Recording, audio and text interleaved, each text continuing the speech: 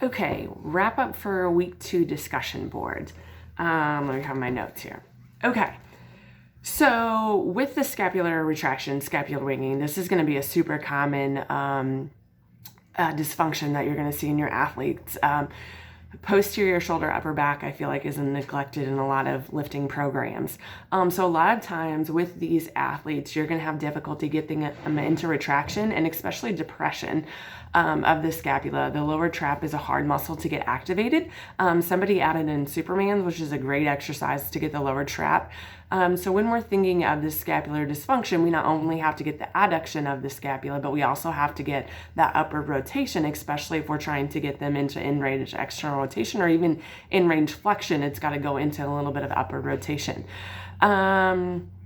With the retraction, in the world according to Jill, and again, this is just clinician preference, I do allow for that trunk rotation because then you're going to get a little bit of that overflow. And most of the time in sports, and even in everyday lives, we get trunk rotation when we get that scapular retraction. So if you think about a ball player, if you think about a wrestler, when they're going in to maybe do like a single leg shot, they're going to get a little bit of that rotation prior to them going off. So I do allow for trunk rotation, but I do agree that it can become a compensation as well. So we just need to watch and make sure that, okay, are we getting overflow and it's improving our retraction, or are we just trying to, use that rotation to get the retraction? I hope you understand the difference in that.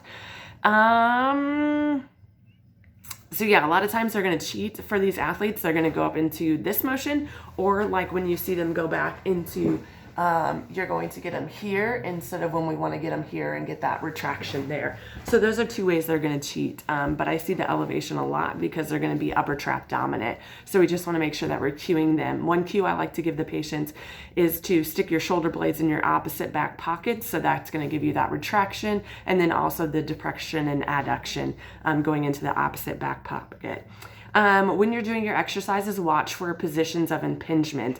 So somebody added a weighted ball, which I thought was a great idea, but then did an exercise that's going to bias you to this position, that internal rotation. So you have to think with the internal rotation, when we get that shoulder in there, I'm going to put it on the outside. When we add that internal rotation, we are bringing that greater trochanter into the area that's going to, have that impingement. So we just need to watch starting positions of exercises and ending positions of exercises, because even if you go, somebody did a thumbs down something, and even then that's going to, if you think about our impingement testing, what do? We get them here and go down. Well, when I straighten out the arm, we want to make sure that we're not in that position. So, and I'm not saying you have to avoid those positions, but just make sure you're questioning and making sure we're not eliciting those symptoms. Early on, yes, they would want to be avoided, but as we progress, then you could go into them as long as you're monitoring symptoms. Lastly, on the wrestling progression, we missed the boat on this one. I understand that wrestling is a sport that you're not as familiar with. I get that. But we can't just, because we're not familiar with the sport, not progress that athlete to the sport. Okay? You have a peer who was a wrestler for 5 years in college. Ask him. YouTube knows a lot about wrestling. Google knows a lot about wrestling. And you can at least watch the videos and give me something that's kind of sports related. Okay, anytime you have somebody in a quadruped stance, like that, you could argue for wrestling is sport specific because they start in a down position. So it's going to be wrestling. And then you can just have them come up and take a shot out of it. They do a lot of single legs, which involve this motion, pulling in single legs, double legs, which bring it into here. So you need to make an effort to progress it to a wrestling move, but you've got to take the time to, learn about it a little bit. Like, I don't know anything about rugby, but if I had a rugby patient, I'm going to watch some rugby and figure out what I need them to be able to do. So we can't just, because we don't progress our patient to there. Again, and I know you don't have a wrestling coach at Culver. At least I don't think Culver has wrestling. But that's where, in real life situation, you would want to ask the coach, ask a colleague, who might have more experience, so we can make sure this exercise program is specific to this athlete and not just have a cookie cutter exercise program that, anybody with impingement, we're going to do here.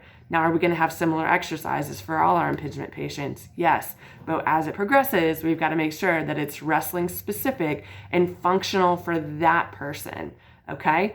So yeah, like I said, I know wrestling is harder. It's what I'm passionate about because I have a wrestler at home.